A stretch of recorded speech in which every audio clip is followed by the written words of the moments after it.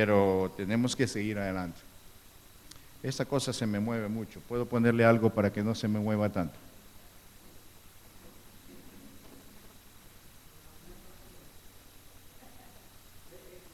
No.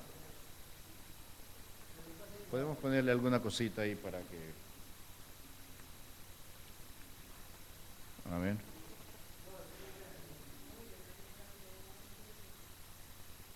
Ah, perfecto, lo tienes bien calculado. Ahí está, ahí está. Sí, muy bien. Bueno, muchas gracias. Gracias por su paciencia. Podríamos abrir las Biblias en el libro de Segunda de Reyes, capítulo 5. Es un capítulo un poquito largo, bueno, 27 versículos.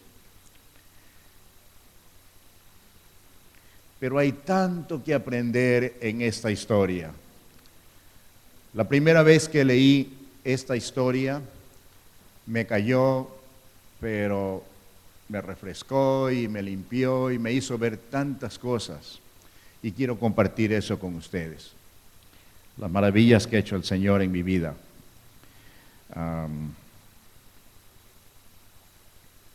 En este capítulo hace referencia a dos más de los milagros que hizo el profeta Eliseo. El profeta Eliseo había hecho ya muchos milagros y me encanta hablar de los milagros que Dios hace en nuestras vidas porque es un milagro que estemos aquí. ¿Están de acuerdo? Hay muchas otras cosas que pudiéramos estar haciendo hoy si no tuviéramos el Espíritu de Dios en nosotros. Hay tantas cosas que pudiéramos estar haciendo. Pero ahora Dios es nuestra prioridad. Cuando hacemos a Dios nuestra prioridad, entonces vemos cambios radicales en nuestras vidas. Si no hay cambios radicales en nuestras vidas, no hemos aceptado el amor radical de Dios. Imagínense ustedes morir por nosotros, chapulines. Así nos ha de ver el Señor, ¿no? Como chapulines desde el cielo. Y pensar que el Señor ha tenido el deseo o tiene el deseo de tener comunión con nosotros. Así como somos imperfectos, Él quiere perfeccionarnos. Y en eso se muestra su poder, su amor. Yo nunca me imaginé de que algún día estuviera trabajando en las cosas del Señor, en congregaciones por horas, cuando yo no quería estar ni siquiera media misa en la iglesia. Iba a la iglesia a la mitad de la misa y en la otra mitad me salía. Odiaba estar en las cosas del Señor y ahora me regocijo. Anoche o ayer tuvimos 3 participaciones y fue algo muy lindo. Pero me gozo, mi esposa y yo nos gozamos en las cosas del Señor. Pero es por las maravillas que Él ha hecho. En este capítulo, primer milagro que vemos es la sanidad de un leproso gentil. A propósito, es el primer milagro de sanidad de un leproso en la Biblia hasta ahora, hasta aquí en la Biblia. Y vamos a ver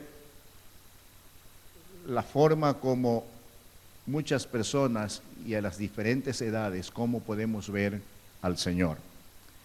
Entonces, comencemos con el versículo 1, a donde dice: Naamán, general del ejército del rey de Siria, era varón grande delante de su señor, y lo tenía en alta estima, porque por medio de él había dado Jehová salvación a Siria. Era este hombre valeroso en extremo, pero leproso. Cada vez que encontramos o usamos la palabra pero, tenemos que tener cuidado, ¿no? Sí, tal cosa, pero, ¿cuál es ese pero?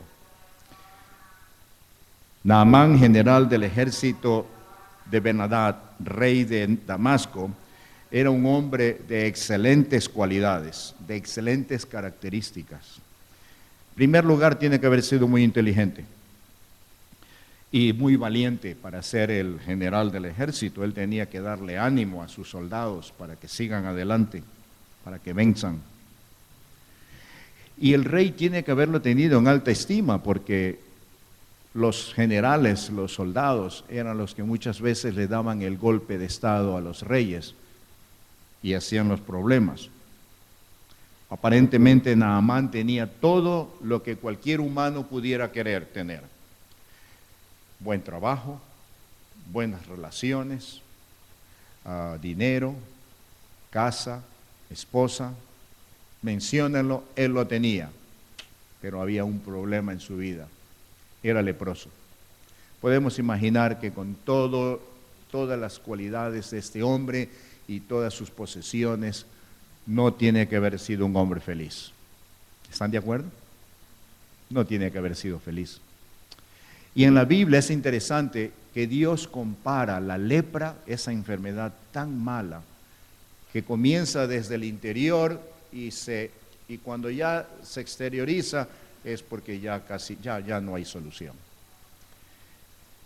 Y así es el pecado. El pecado se inicia dentro del corazón y empieza a germinar, empieza a crecer poco a poco. Mientras más lo contemplamos, más contemplamos una idea, un pecado, y le damos vida de esa manera, llega el momento en que se exterioriza y empezamos a actuar de acuerdo a ese pensamiento. La Biblia nos dice que todas las maldades, todas las cosas malas salen del corazón. Y también nos dice que la boca habla de la llenura del corazón. Por eso es que el pecado es tan malo.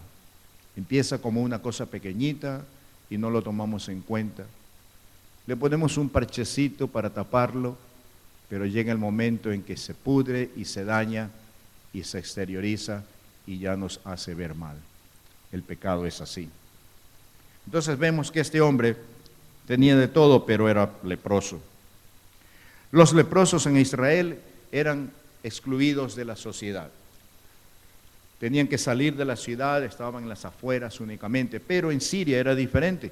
En Siria sí les permitían que estuvieran en la sociedad. Por eso es que Naamán podía estar en la posición que tenía, pero con todo lo que él tenía y todo lo que disfrutaba supuestamente de la vida, él era leproso. Tiene que haber sido un problema muy grande. Versículos 2 al 3 dice: y de Siria habían salido bandas armadas y habían llevado cautiva de la tierra de Israel a una muchacha, la cual servía a la mujer de Naamán.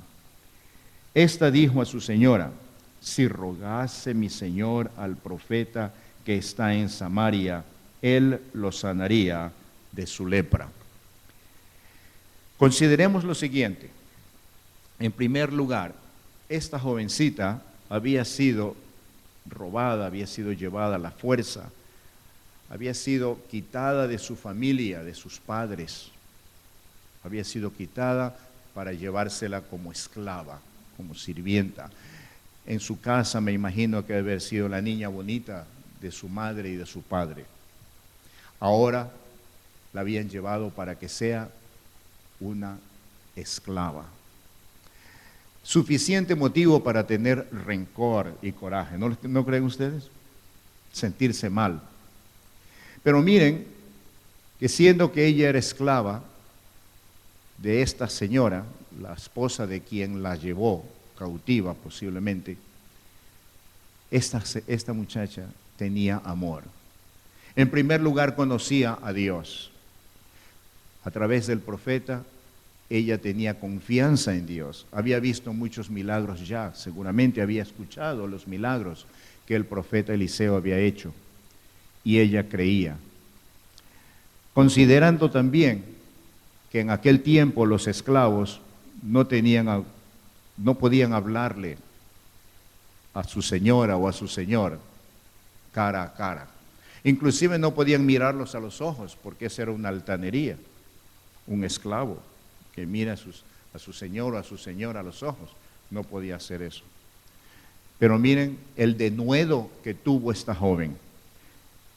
Ese denuedo es causado cuando nosotros realmente tenemos el Espíritu de Dios, porque es el Señor en nosotros que vence todos los temores. Entonces, cuando tenemos el Espíritu de Dios en nosotros, ya no somos nosotros los que actuamos, sino que es Dios. Somos controlados por el Espíritu de Dios. Ese es el resultado de tener el Espíritu de Dios en nosotros, de ser llenos del Espíritu. Y esta jovencita tuvo el denuedo, el arrojo, de hablar con su señora y decirle: si tan solo mi señor, es decir, su esposo, si tan solo mi señor le hablara al profeta, él lo sanaría de su lepra. Considerando que hasta ese momento en la hoja de vida del profeta no había ningún milagro que hubiese hecho de sanar a un leproso, ella no limitó a Dios. Y en esto podemos aprender mucho de esta joven, que no debemos de limitar a Dios en lo absoluto. Cada día pasamos por dificultades, por problemas, y para nosotros un problema, pues la palabra lo dice, es un problema.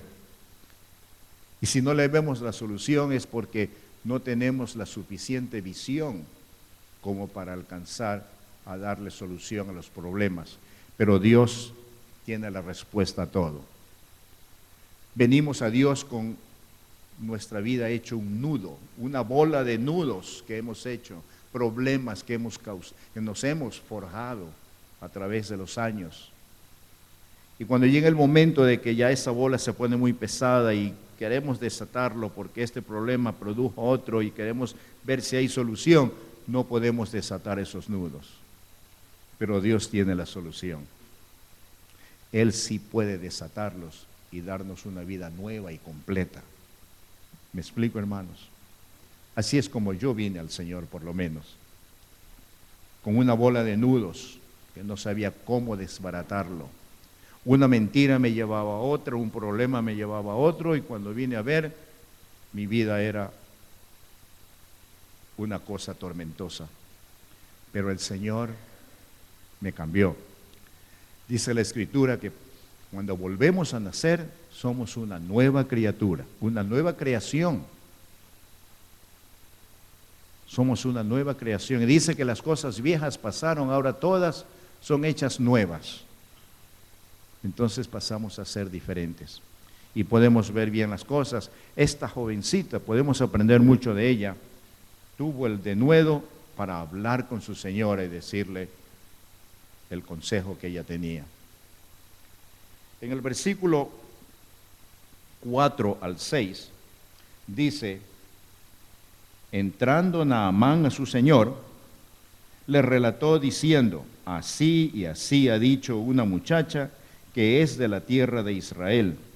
Y le dijo el rey de Siria: anda, ve, y yo enviaré cartas al rey de Israel.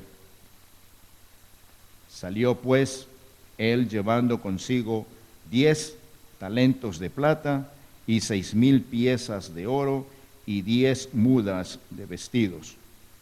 Tomó también cartas para el rey de Israel que decían así: cuando lleguen a ti estas cartas, sabe por ellas que yo envío a mi siervo Naamán para que lo sanes de su lepra.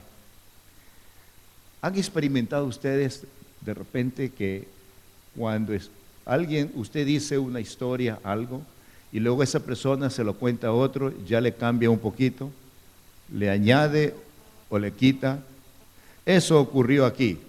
La joven le dijo algo a la señora Naamán le dijo al esposo, a lo mejor le cambió un poco la historia. El señor Naamán, como era un hombre muy orgulloso, lo dijo de otra manera al rey, y el rey tuvo la gran idea de, en vez de enviarlo al profeta para que lo sane, como había dicho la joven, lo envió al rey pensando que el rey era el que tenía la autoridad sobre el profeta. En eso tenemos que ver algo. Nadie tiene autoridad sobre Dios. Los profetas tenían autoridad directa de Dios. Entonces, nadie podía tener autoridad sobre los profetas. Y en eso fue el gran error que cometió el rey. Cuando llegaron las cartas al rey de Israel, las cosas cambiaron. Hubo gran temor. Vamos a leer.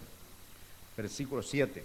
Dice: luego que el rey de Israel leyó las cartas, rasgó sus vestidos y dijo: ¿soy yo Dios que mate o dé vida, para que éste envíe a mí a que sane un hombre de su lepra? Considerad ahora y ved cómo busca ocasión contra mí. Lo tomó por otro lado. ¿Por qué? Porque el rey de Israel no quería escuchar las cosas que el profeta de Dios le decía. Acostumbraban los reyes a consultar con los profetas de Dios. Averigua qué es lo que Dios quiere que yo haga. Eso hacía el rey David, ¿verdad? Y muchos reyes hacían eso. Pero el rey Joram de Israel, cada vez que le pedía consejos al profeta, el profeta le decía lo que Dios decía que el rey hiciera. Pero al rey no le gustaba lo que decía Dios. Él quería escuchar lo que a él le agradaba. Y en eso muchas veces podríamos caer nosotros en esa falta. Cuando Dios nos habla a través del pastor, cuando nos habla a través de la Escritura, y no queremos escuchar lo que Dios nos está diciendo, muchas veces nos disgustamos con el pastor. Mira nomás lo que me ha dicho. O a lo mejor otro hermano en la iglesia le da un buen consejo basado en la Biblia y decimos: mira lo que me dice, eso no es correcto, porque no queremos escucharlo. O los jóvenes, cuando la jovencita dice: ay, cómo me gusta ese muchacho, ay, que estoy derretida por ese muchacho. ¿Qué crees tú? Y le dice: sabes que ese no te conviene porque no conoce a Dios. Ay, no, pero si se ría muy lindo. Quiere escuchar, quiere que le digan lo que ella quiere escuchar y que le digan: sí, todo está bien. Pero si se le dice lo que dice la palabra de Dios, entonces no le agrada. Así podíamos ser nosotros. Y este rey Joram, ese era su problema. Por eso quizás no consultó con el profeta. Pero en eso vemos inclusive la fidelidad de Dios. Dice la Escritura que Dios nos amó inclusive cuando éramos pecadores, cuando éramos enemigos de Él, Él nos amó y Cristo murió por nosotros. Y vemos que el profeta entendió, cuando el profeta se enteró de esas cartas, le dijo: que venga a mí para que sepa que aquí hay profeta. Y así es como hace Dios con nosotros. ¿Cuántas veces nosotros lo hemos rechazado? Yo hice eso. Desde los 19 años me hablaron de Dios y yo no quise saber nada. Me hubiera evitado tantos problemas. A los 42 años vine a recibir al Señor. Ese es un milagro. Después de ser enemigo de Dios, que el Señor todavía me ame y me reciba y me dé su gracia. El versículo 8 al 10 dice: cuando Eliseo, el varón de Dios, oyó que el rey de Israel había rasgado sus vestidos, envió a decir al rey: ¿por qué has rasgado tus vestidos? Venga ahora a mí y sabrá que hay profeta en Israel. Y vino Naamán con sus caballos y con su carro y se paró a las puertas de la casa de Eliseo. Entonces Eliseo le envió un mensajero diciendo: ve y lávate 7 veces en el Jordán, y tu carne se te restaurará y serás limpio.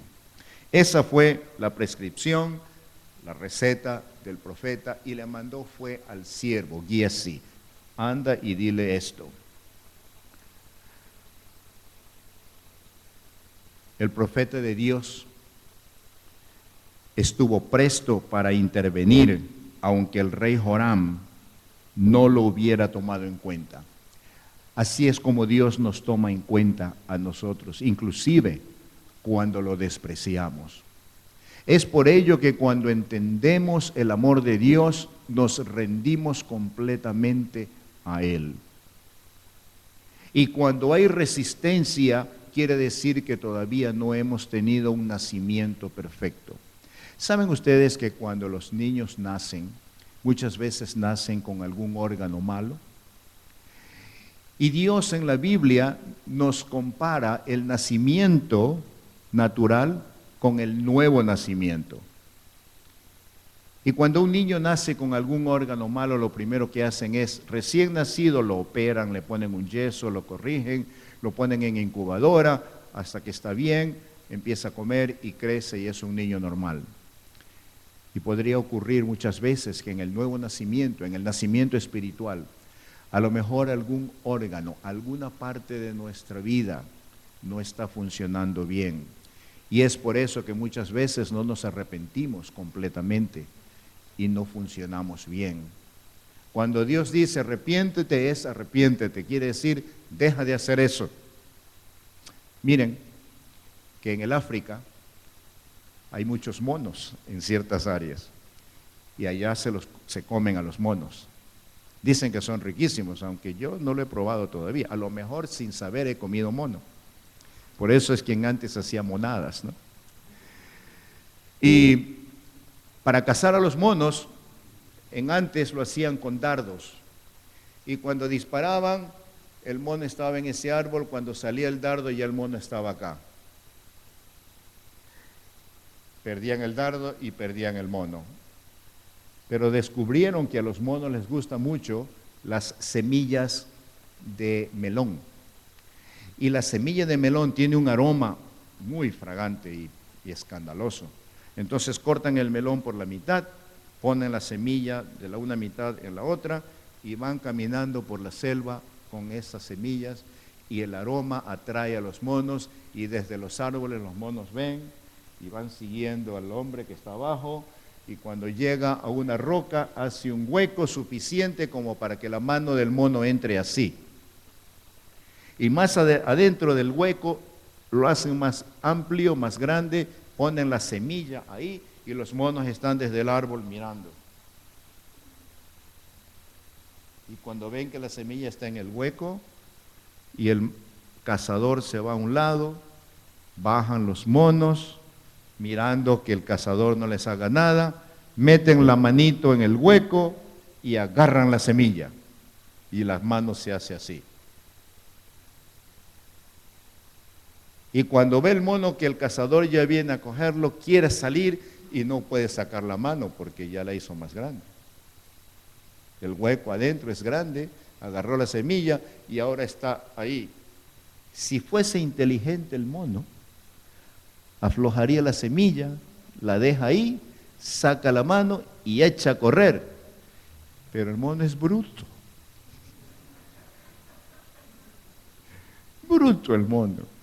No quiere aflojar, ya la tiene, ahora no la quiere dejar. Y muchas veces eso es lo que hacemos nosotros. Tenemos el pecado, es fragante. ¡Oh, qué rico! Ya me lo estoy comiendo. Está todavía en la mano y ya me lo estoy comiendo. Y ya estoy con eso. Y no quiero dejarlo. Y el Señor dice, arrepiéntete. Déjalo. Saca la mano y huye, que viene Satanás a agarrarte. Y por eso es que caemos, porque somos tercos y no queremos hacer lo que Dios dice. Entonces, cuando Dios dice algo, tenemos que ser obedientes y hacerlo. El rey Joram no quería hacer eso y tampoco Naamán. Y vemos en estos versículos, que Dios tiene misericordia, ha tenido misericordia con nosotros. Y nos ha extendido su amor a pesar de que nosotros lo despreciamos. Y vemos aquí que el rey había despreciado a Dios y Dios le envía al profeta y le dice que venga a mí. Y después le da, cuando llegó Naamán ante el profeta y le dio la receta y le dijo que se zambulliera 7 veces en el Jordán, se disgustó. Se disgustó porque él pensaba de que el profeta tenía que venir a hacerle los honores que él estaba acostumbrado porque él era el general del ejército. El general del ejército, todo el mundo lo saludaba, todo el mundo le hacía la venia, y eso no hizo el profeta con él. Le mandó al siervo y le dijo: métete 7 veces en el agua y tu carne se te sanará. La sanidad, la cura no estaba en el agua. Le disgustó a este hombre, a Naamán, de que le dijeran que se meta en el agua del Jordán, que eran unas aguas lodosas. Él pensaba que las aguas eran las que lo iban a sanar. Y él dijo: las aguas de Damasco son más limpias, son mejores, ¿por qué no voy allá mejor? Pero no es así. Nuestra sanidad espiritual proviene de la obediencia que nosotros tengamos hacia Dios. En los versículos 11 al 14 dice: y Naamán se fue enojado diciendo: he aquí, yo decía para mí, saldrá él luego, y estando en pie, invocará el nombre de Jehová su Dios, y alzará su mano, y tocará el lugar, y sanará la lepra. Abana y Farfar, ríos de Damasco, ¿no son mejores que todas las aguas de Israel? Si me lavare en ellos, ¿no será también limpio? Y se volvió y se fue enojado. Mas sus criados se le acercaron y le hablaron diciendo: Padre mío, si el profeta te mandara alguna gran cosa, ¿no la harías? Cuanto más diciéndote: lávate y serás limpio. Él entonces descendió y se zambulló 7 veces en el Jordán, y conforme a la palabra del varón de Dios, y su carne se volvió como la carne de un niño y quedó limpio. Qué precioso, ¿verdad? Dios es fiel. Cuando Dios promete algo, Dios lo hace. Si yo fuese Dios, en el momento que me despreció y se enojó, le hubiera dicho: pues bien, vete, mándate al infierno. Pero Dios no hace así con nosotros. ¿Cuántas veces lo hemos despreciado? Yo en particular. A los 42 años vine al Señor. Imagínense. ¿Cuántas veces lo desprecié? ¿Cuántas veces me ofrecieron y me hablaron de Dios y yo no hice caso? Era suficiente para que Dios diga: muy bien, chinito, no quieres nada conmigo, sabes contar, no cuentes conmigo. ¿Verdad? Pero Dios no hizo eso. A la final me trajo hacia Él. Eso es lo que hizo Dios con este hombre. Finalmente se sanó. Entonces vemos que Eliseo había herido el orgullo de este hombre. Eso vemos en primer lugar. Eliseo había herido el orgullo de Naamán. Y Naamán esperaba un recibimiento ceremonioso y una especial atención. En Proverbios 21, versículo 4 dice: altivez de ojos y orgullo de corazón y pensamiento de impíos son pecado. Eso fue en primer lugar. En segundo lugar, le disgustó que dijera que se lavara en las aguas lodosas del Jordán, considerado inferior a los ríos de Siria. Sin embargo, los siervos de Naamán tuvieron más entendimiento y lo convencieron para que aceptara lo que el profeta le había dicho. En esto vemos que la humildad de la gente es más valiosa que el orgullo de los hombres. ¿Qué perdía Naamán? ¿Qué perdía él con aceptar, contratar la medicina que le había dado el profeta?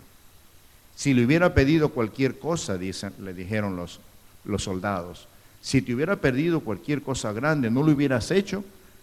Traía oro, vestidos para pagar el favor. ¿No le hubieras dado si te hubiera pedido todo eso?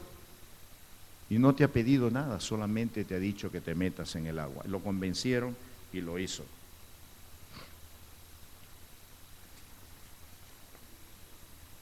versículos 15 al 16. Dice, y volvió el varón, dice, y volvió al varón de Dios y a toda su compañía, él y toda su compañía, y se puso delante de él y dijo, he aquí, ahora conozco que no hay Dios en toda la tierra, sino en Israel. Te ruego que recibas algún presente de tu siervo.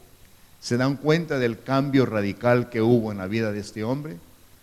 Cuando fue el profeta la primera vez, esperaba que el profeta venga y se humille ante él.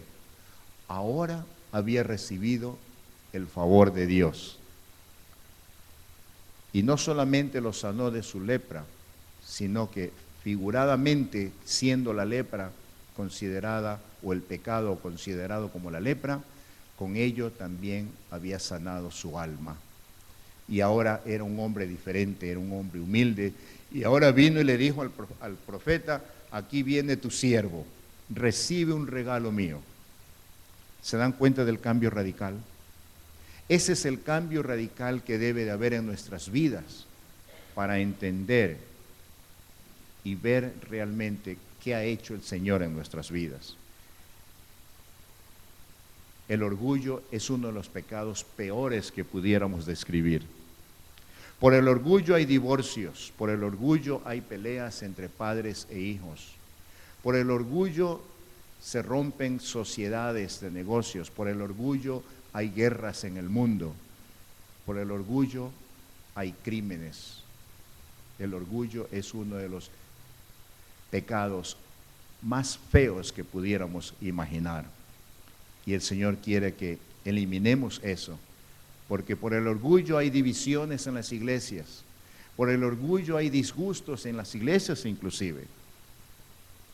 Y en esta mañana yo quiero que hagamos una reflexión mientras termino el estudio, una reflexión. Si todavía ustedes encuentran un rasgo de orgullo en sus vidas, déjenlo aquí, que el Señor lo limpie, que este sea el Jordán, para que salgamos de aquí todos limpios de eso que nos perjudica tanto.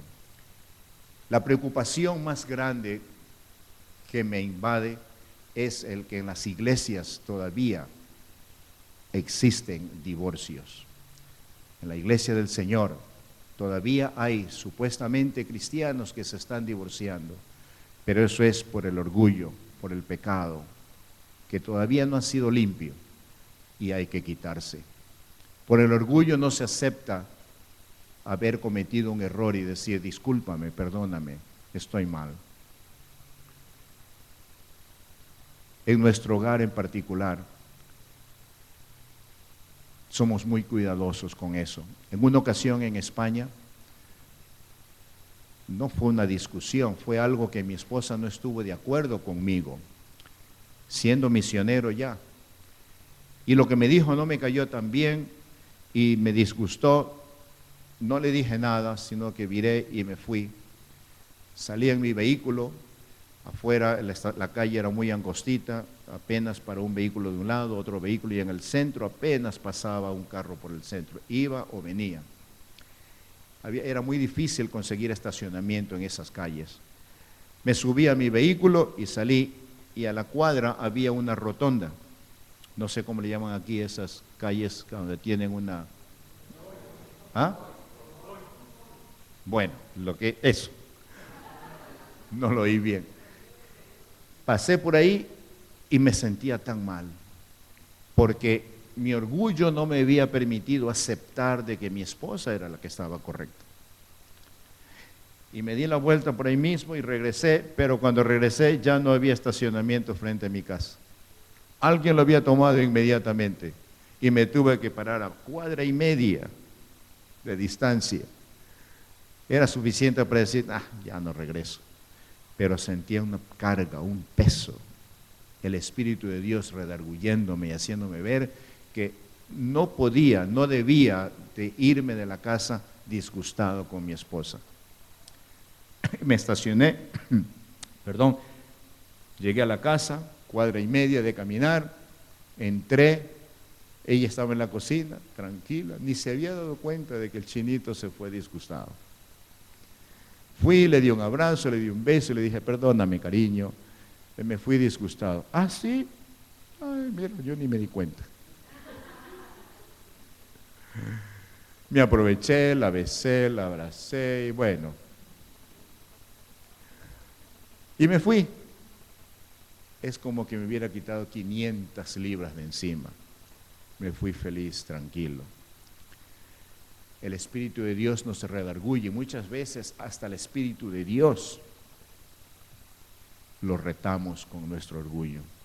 Examinémonos para que salgamos de aquí diferentes. Que sea un cambio radical, que dejemos la semilla ahí, saquemos la manito y sigamos adelante para que el Señor continúe el programa que Él tiene de progreso.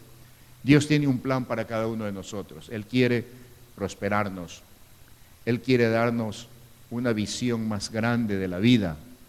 Él quiere espiritualmente levantarnos para que volemos y hagamos grandes cosas para Él. Pero mientras no pasamos la primera prueba, no podemos llegar al siguiente. Es como los niños en la escuela. Cuando va el niño al primer grado, si no aprende lo que le enseñan ahí, llama a la profesora, a los padres, ¿saben qué? Este niño mejor sería que repita el año. Y los padres conscientes dicen, bueno, está bien que lo repita. Y si el próximo año no pasa, no aprende, dice, ¿sabe qué? Va a tener que repetir nuevamente. Y eso sucede en las iglesias muchas veces, que no pasamos de la primera prueba a la segunda. Y no podemos seguir adelante mientras no pasemos lo primero. Y lo primero es un arrepentimiento completo, un reconocimiento de que Dios es Dios, un respeto grande hacia el Señor. Y cuando eso ocurre, entonces Dios empieza a darnos más. Y pasamos al próximo.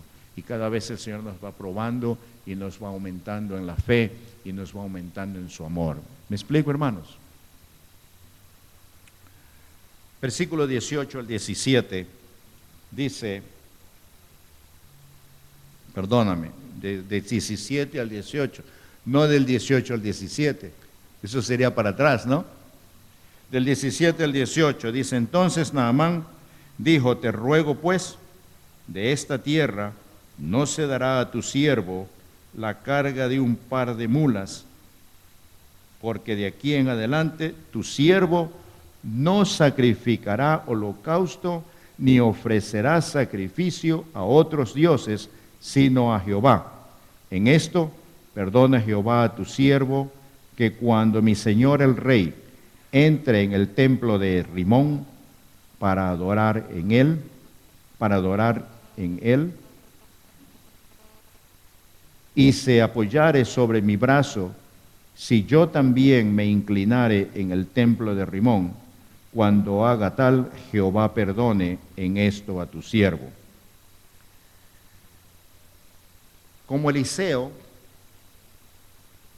no aceptara nada de mano de Naamán, éste le pidió tierra para construir un altar a Dios en Damasco. Acostumbraban así a hacerle un altar a los dioses de ellos en la tierra de donde su Dios era. Pero Jehová, Dios, no era el Dios de Siria, entonces él quería llevar tierra de Israel para llevarla a Damasco, para hacer sobre esa tierra un altar para Jehová. Esa era la costumbre. Explico eso para que se sepa de dónde es que él, por qué quería llevar esa tierra. Muchos politeístas creían en esto y por eso lo explico. La conversión de Naamán fue completa. Fue sanidad física y sanidad espiritual. Vemos la sanidad física en que la piel le quedó como de un niño, de un bebé. Y la sanidad espiritual en que ahora regresó al profeta para humillarse ante él y aceptar que él más bien era el siervo del profeta que representaba a Dios. Nosotros tenemos que reconocer que somos siervos del Señor. Mientras no reconozcamos eso, todavía tenemos metales en los hombros que nos hacen superiores a Dios, supuestamente. Algunos de los cambios radicales de Naamán fueron humildad, se humilló. Segundo, obediencia, porque entró en las aguas. Y luego devoción a Dios. No voy a adorar a ningún otro Dios, solamente a Jehová, porque Él es el único Dios. ¿Cuántas veces, como en mi caso, con el trasfondo católico, mi abuelita yo me crié prácticamente en casa con mamá y papá, pero mi abuelita era mi mentora, yo siempre estaba con mi abuelita. Era una católica, apostólica, romana, pero de esas bien romanas. Y tenía su altar y con sus santitos y velitas y estampas y imágenes y de todo. Y así me crié yo. Y cuando llegué y me crié en colegio católico también, los primeros 6 años de mi educación.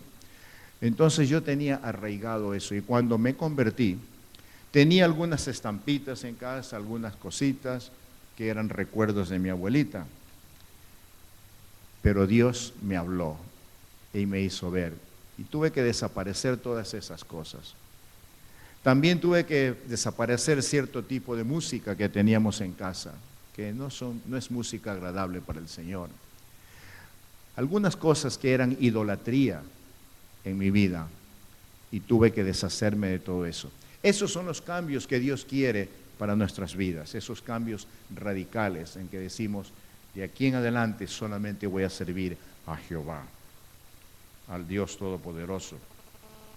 Entonces vemos la devoción a Dios, porque dijo lo siguiente: porque de aquí en adelante tu siervo no sacrificará holocausto, ni ofrecerá sacrificio a otros dioses, sino a Jehová.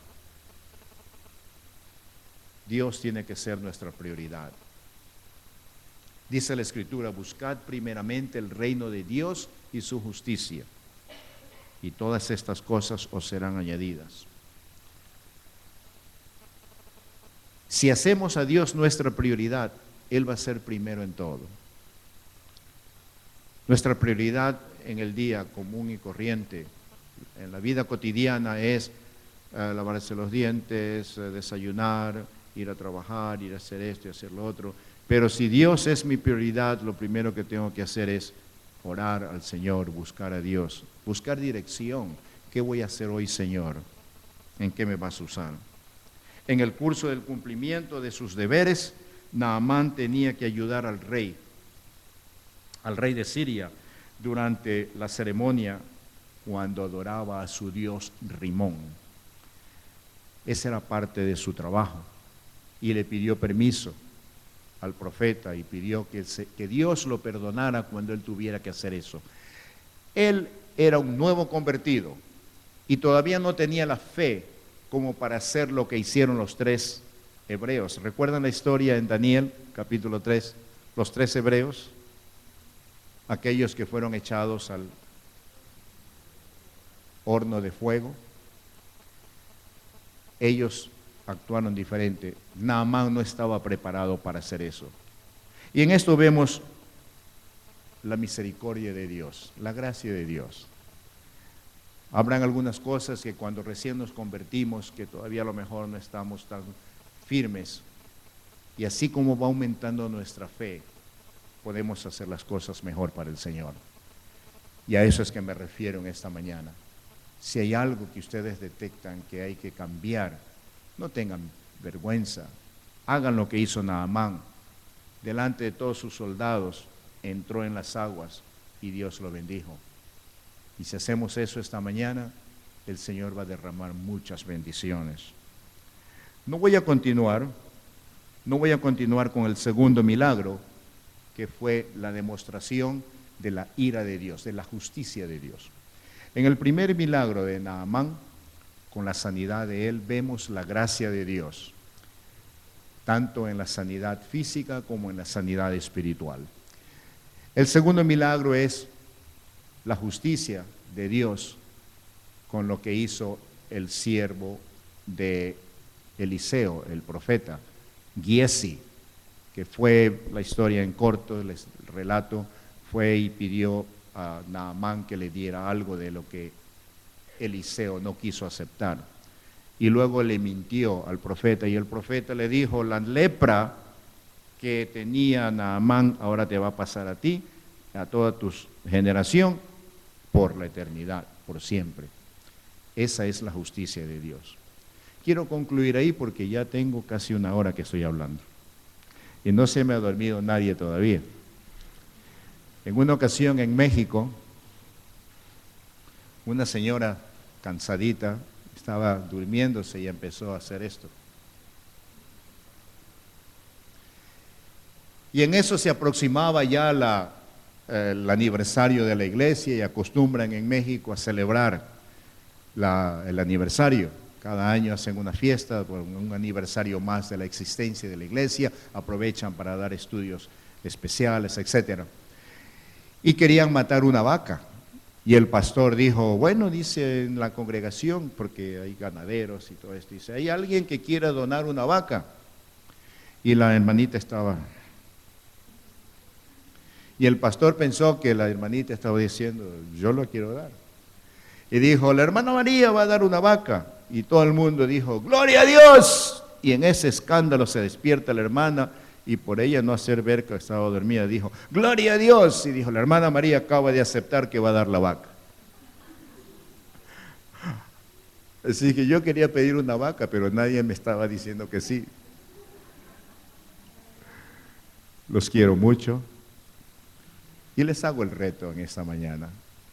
Si ustedes detectan que hay algún cambio radical que quisieran hacer para el Señor, pónganse de pie y voy a orar por ustedes.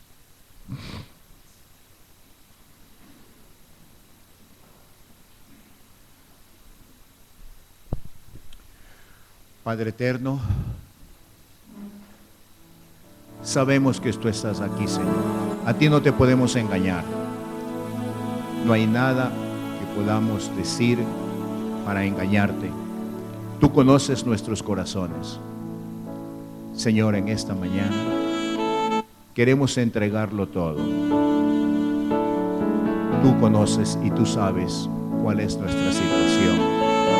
Te ruego, Padre, que tomes en cuenta nuestra actitud, nuestra humildad, y queremos permanecer así. Y queremos ser obedientes.